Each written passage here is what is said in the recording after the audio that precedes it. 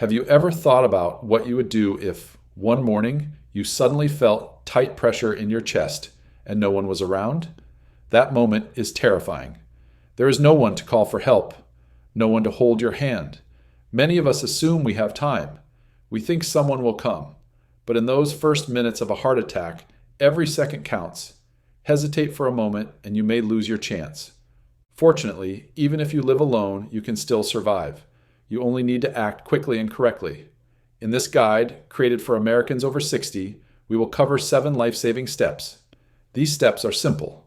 You do not need medical training or special equipment. All you need is knowledge and calm. Imagine Mrs. Martha, age 82, sitting in her small condo in Florida, reading the morning news. Suddenly she feels a subtle tightness in her chest and struggles to breathe. If she ignores it, she might not have another chance. But she recognized the warning. She followed the 7 steps we will share. Now she is safe, enjoying coffee with her grandchildren. Do not wait until your body screams. When you sense that first warning, you must act. These 7 steps are your survival map. They are especially for seniors living alone, ready to learn how to protect yourself. If you care about your future and your family, keep reading. You will not want to miss a single moment. You do not need a medical degree or fancy gadgets. You only need a clear head and a plan. In the next sections, we will guide you step by step. First, you will learn how to spot the faintest warning signs. Then, we will show you what to do immediately.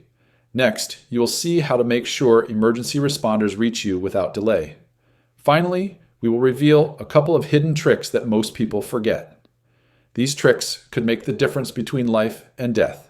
Stick with us. Even if you feel fine now, knowing these steps will save lives. The first sign can be subtle. That is why this is step 1.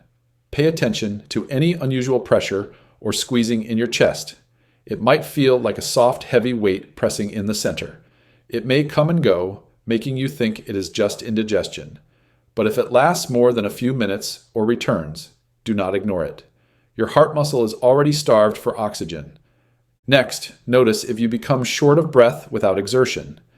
You might feel winded after standing up, or as if you just climbed a flight of stairs, even if you have been sitting. Many seniors think, I am just out of shape, but this kind of breathlessness often signals heart trouble. Another warning is pain in the arm, shoulder, neck, or jaw.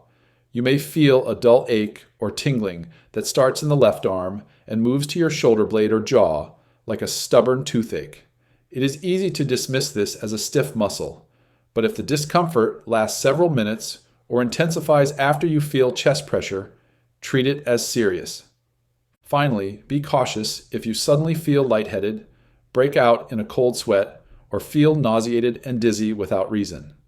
Many seniors think it is low blood sugar or a stomach bug, but these silent symptoms often accompany early heart attack signs. If you have any of these, especially alongside chest pressure or shortness of breath, act immediately. Consider Mr. John Carter, age 75, in Austin, Texas. One afternoon, he felt a tightness under his collarbone he thought was heartburn. Then his breathing got shallow and he broke out in a cold sweat. Instead of brushing it off, he sat down and called 911. That quick action likely saved his life. Your heart rarely sends a neon warning. It whispers through these subtle signals. If you wait for the grab your chest and collapse moment, you lose precious minutes. Treat any unusual chest pressure, shortness of breath, radiating arm or jaw pain, cold sweat, dizziness, or nausea as a red flag. This knowledge forms the foundation of our life-saving plan. Once you notice any warning sign, your next move is to call 911 right away. Do not wait. A heart attack cannot be walked off. Every minute without treatment damages your heart muscle. Paramedics bring oxygen, medications, and monitoring equipment. They start life-saving care before you reach the hospital. If you try to drive yourself, you risk fainting, crashing, or losing precious time. For seniors living alone, keep your phone within reach at all times. Place it on a side table by your favorite chair or on your nightstand. If you feel weak, use speakerphone or a hands-free device. That way you do not have to hold the phone to your ear. Familiarize yourself with the emergency call shortcut on your lock screen. Practice until you can do it without thinking. Also, save an ICE contact, in case of emergency, in your address book. If you cannot speak clearly, paramedics will use that name to notify your family. Here is a real-life example. Mrs. Evelyn Stewart, age 79, lives alone in Phoenix, Arizona. One Saturday morning, she felt a tight ache in her shoulder and a wave of nausea. Instead of calling her daughter first, she dialed 911. The dispatcher told her to sit down, loosen her clothes, and breathe slowly. When the ambulance arrived, they were ready to treat her. If Evelyn had waited to call her daughter might have been out, and those minutes would have been lost. You might hesitate, thinking you're overreacting, or you might feel embarrassed. Remember, dispatchers and paramedics would rather respond to a false alarm than miss a real emergency. If it turns out to be indigestion, they will let you know, but you cannot risk waiting. Your life is worth any minor embarrassment. If talking becomes hard, switch to speakerphone. Even if your words slur, the dispatcher can hear your breathing patterns and background sounds. They can relay that information to paramedics. After you dial 911, sit or lie down right away to reduce strain on your heart. Follow the dispatcher's instructions. Loosen tight clothing, check for aspirin nearby, and stay as calm as possible. Their steady voice can help you focus until help arrives. By calling 911 at the first sign of trouble, you give yourself the best chance to survive. Paramedics can begin critical treatment immediately. In the next section, we will discuss Step 3, chewing aspirin. Slowly and safely, a simple action that can help prevent a clogged artery from causing irreversible damage. Once you have called 911 and found a safe place to sit, your next step is to chew one aspirin. This is Step 3 in our plan. Each minute allows a blood clot to grow and block your coronary artery completely. That can cause permanent damage or worse. Why aspirin matters. Aspirin thins your blood. When you chew it, it absorbs quickly in your mouth. This slows the growth of a clot in a blocked artery. Studies show that if you chew a 325 milligram aspirin within 3 minutes of heart attack symptoms, you may restore partial blood flow. This greatly reduces heart muscle damage. How to chew? Correctly, use a standard 325 milligram tablet. Avoid time-release or coated aspirin. Bite off a few pieces and chew until the tablet turns into powder. Then swallow with saliva. Do not swallow the whole tablet. Your stomach takes too long to dissolve it. If your hands are shaky, place the tablet on a hard surface and steady it while you chew. The goal is speed. Get aspirin into your system in the first 2 minutes. Real-life example, Mr. William Harris, age 78, lives alone in Atlanta, Georgia. One fall morning, he woke up in a cold sweat with a dull ache in his chest. He reached for a bottle of aspirin on his nightstand. His hand trembled, but he managed to chew the tablet quickly. He washed it down with a sip of water, then switched his phone to speaker to talk to 911. His cardiologist later told him that chewing aspirin so fast probably stopped a large clot from forming, saving his heart muscle and improving his outcome. Practical tips and solutions. Keep aspirin in multiple places: bedside, kitchen drawer, and even your wallet. Tell your family where you store it so they can help if needed. Check expiration dates monthly.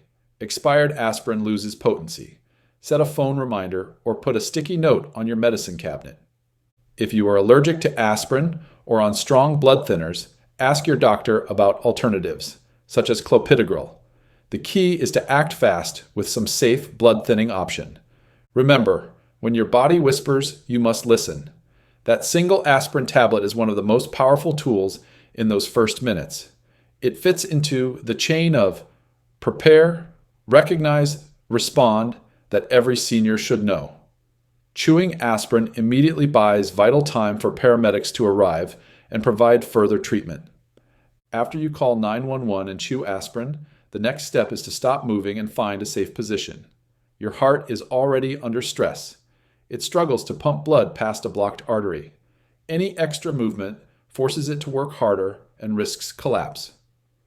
Why remaining still matters. Tasks like standing up, walking, or reaching for a drink increase your heart's workload. By sitting or lying down immediately, you reduce oxygen demand. This gives your heart a chance to preserve blood flow. Staying still slows your breathing, lowers blood pressure, and prevents you from burning through limited oxygen too quickly. How to position yourself. If you can sit, choose a sturdy chair with a firm backrest. Sit upright but relaxed. Keep your feet flat on the floor and arms resting loosely on your lap or armrests. Avoid slouching. An erect posture helps open your airways and eases breathing. If you feel faint or dizzy, lie on your left side and elevate your head slightly with a pillow. This position keeps your airway open and reduces pressure on your heart. It also helps blood flow to your brain and lowers the risk of fainting. If you lack support, slide close to the edge of a couch or bed so your back can lean against something firm. Place a folded blanket behind you for extra support. Real-life example, Mrs. Helen Rodriguez, age 82, lives in Miami, Florida. One afternoon, while dusting a shelf, she felt sudden tightness in her chest. Instead of rushing to the bathroom, she eased herself into her recliner. She propped a pillow under her lower back and raised her feet on a footstool. When the EMTs arrived, she was breathing slowly and calmly. That stillness likely prevented her heart from going into full cardiac arrest. Practical tips and insights. Remove tight clothing. Loosen belts, collars, and waistbands. Restrictive clothes force your heart and lungs to work harder. Keep a cushion nearby. Have a small pillow or folded blanket within arm's reach of your favorite seat. In an emergency, you won't have to search. Use your medical alert device. If you wear a pendant or bracelet that calls for help, press it once you settle. It ensures responders know your exact location, especially in large buildings. Practice this position. When you are healthy, spend a few minutes sitting or lying exactly as you would in an emergency. Familiarity helps you avoid fumbling when every second counts. Sitting or lying down may feel like doing nothing, but it is a life-saving action. You are reducing your heart's workload and preserving precious oxygen. In those critical moments, every second of reduced strain can make the difference between walking out of the hospital and suffering permanent damage. After you have called 911, chewed aspirin, and found a safe position, there is one more simple action. Unlock your front door or gate. Paramedics need quick access. Every second they waste breaking in can cost you vital time. Imagine Mr. Michael Bennett, age 74, living alone in Detroit. One evening, he felt a heaviness in his chest and cold sweat on his forehead. He called 911, then slowly sat on his bed. Despite the pain, he pushed himself up, shuffled to his front door, and turned the deadbolt. When EMTs arrived, they walked straight in. They hooked him up to oxygen and a heart monitor without delay. If he had left the door locked, they would have spent extra time forcing entry and possibly startling him into panic. Here is how to do it safely. Once you recognize heart attack symptoms and summon help, move carefully toward your entryway. If you are dizzy, shuffle or crawl to avoid falling. Turn the lock so your door swings freely. If you live in a gated community, lift barriers or disable keypad locks. This small step lets responders enter at once. For seniors with mobility issues, install a lockbox on your door, a small container that holds a spare key. Share the code with a trusted neighbor or caregiver. If you cannot reach the door, they can unlock it when you call 911. Alternatively, a smart lock with remote access lets a family member unlock your door via smartphone if needed. By unlocking your door immediately, you send a clear message. I'm ready. Come in now. That open door prevents confusion and allows EMTs to begin life-saving treatment, like defibrillation or clot-busting medication, without wasting time. In a heart attack, every second matters. Once you are seated and waiting for help, your phone becomes your lifeline. Switch to speakerphone so your hands stay free. Holding the phone to your ear can worsen breathlessness and panic. On speaker, rest the device on a table or counter. This lets you breathe more easily and stay connected without fumbling. If your voice grows faint or slurred, the dispatcher still hears background sounds. Your breathing, any coughing, or movement, and relays that to paramedics. This ensures EMTs arrive prepared. Every smartphone has an emergency medical ID on the lock screen. Take 5 minutes now to enter your name, birth date, chronic conditions, like diabetes or high blood pressure, current medications, and known allergies. Add 1 or 2 ICE. In case of emergency, contacts with their phone numbers. If you lose consciousness, EMTs can access this without a passcode. Consider Mrs. Patricia Nguyen, age 76, living in Seattle, Washington. One rainy evening, she felt tightness in her chest and dizziness. She dialed 911 on speakerphone and leaned against the wall. When paramedics arrived, they checked her medical ID and saw she was allergic to certain blood thinners. That information helped them avoid dangerous mistakes and notify her son immediately. Practical tips.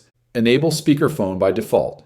If your phone lets you set emergency calls to speaker automatically, turn on that feature. It saves time if you're too disoriented to tap the screen. Update medical ID after doctor visits. Whenever you change medications or doses, update your phone's medical ID. Outdated info can lead to mistakes. Cover multiple devices. If you use a tablet or smartwatch, set up medical ID there too. Any device responders find can provide vital data. Practice silent communication. If talking becomes impossible, keep the phone on speaker and tap the screen or say simple words like yes or no so the dispatcher knows you are still there. By using speakerphone and preparing your medical ID, you make sure responders arrive fully informed. This turns your phone into an all-in-one emergency tool when every moment counts. You have now called 911, chewed aspirin, found a safe position, unlocked your door, and set your phone to speaker with medical ID ready. While you wait, there is one last step. Control your breathing. Panic makes your heart race faster. That uses more oxygen. By slowing each inhale and exhale, you calm your nervous system. You ease the burden on your heart and buy precious time before help arrives. Why controlled breathing helps. When you feel pain or fear, you breathe quickly and shallowly. This sends oxygen to your large muscles in case you need to run. But in a heart attack, running is not an option. Your heart needs oxygen more than your legs do. Fast, shallow breaths make your heart beat faster. That creates a cycle of greater oxygen demand. By deliberately slowing your breath, you tell your brain it is safe. You reduce adrenaline and prevent dangerous heart rhythms. Breathing technique. Choose a focus point. Find something to look at. A framed photo, a clock, or a pattern on the floor. Staring at one point stops your mind from racing. Inhale. Slowly through your nose for 4 seconds. Breathe in quietly. Feel your belly rise, not just your chest. Nasal breathing filters and warms the air, which is gentler on stressed lungs. Hold briefly for 1 or 2 seconds. Pause with your lungs full. This lets your lungs balance oxygen and carbon dioxide. Exhale, gently through your mouth for 6 seconds. Purse your lips as if you blow out a candle. Count to 6 as the air leaves. A longer exhale helps expel more carbon dioxide and relaxes your diaphragm and chest. Repeat, aim for 5 cycles. With each breath, let tension soften. If you feel faint, reduce your counts. For example, inhale for 3 seconds, exhale for 5 seconds to match your comfort. Real life. Example, Mr. Robert Garcia, age 80, lives alone in Albuquerque, New Mexico. One morning, he felt a dull ache in his chest that quickly tightened. Remembering a senior center workshop, Robert dialed 911 and sank into his recliner. He inhaled through his nose for 4 counts, held for 2, then exhaled through pursed lips for 6 counts. He did this over and over. With each controlled breath, his panic eased and his heart rate slowed. When EMTs arrived, he could describe his symptoms clearly.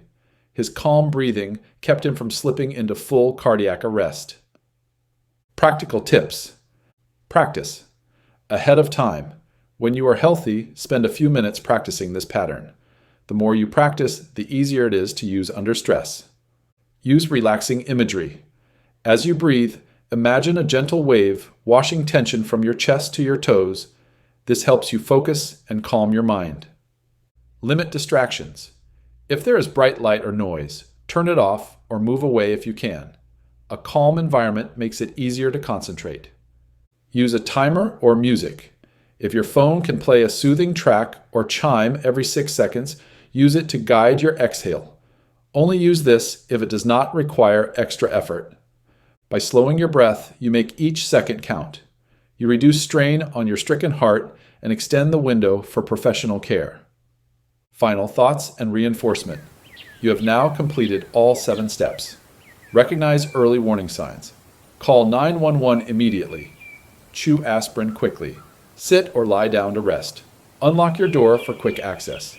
Use speakerphone and medical ID. Control your breathing. Each step links together like a chain. Following them gives you the best chance to survive a heart attack when you are alone. Trust even the faintest signals. Chest pressure, shortness of breath, arm or jaw discomfort, nausea or cold sweat. Acting on these whispers can prevent permanent damage. Keep aspirin and your phone within arm's reach of your chair or bedside. Make sure you know how to unlock your door quickly or have a lockbox or smart lock set up with someone you trust. Program an ice contact and keep your medical ID up to date on your phone. Practice the breathing pattern daily so it becomes second nature. Share these steps with family, friends, and neighbors. Teach them what you have learned. A heart attack can feel like the most isolating crisis. But when you link these 7 steps, recognition, action, and self-care, you create a lifeline from your living room to the hands of paramedics. You become your own first responder. Stay vigilant. Stay prepared. Stay alive. Every step you take today could save your life tomorrow. Every second truly matters. Thank you for learning these life-saving techniques. Remember, you are not alone in this fight. Each breath you control and each call you make draws help closer and builds hope stronger.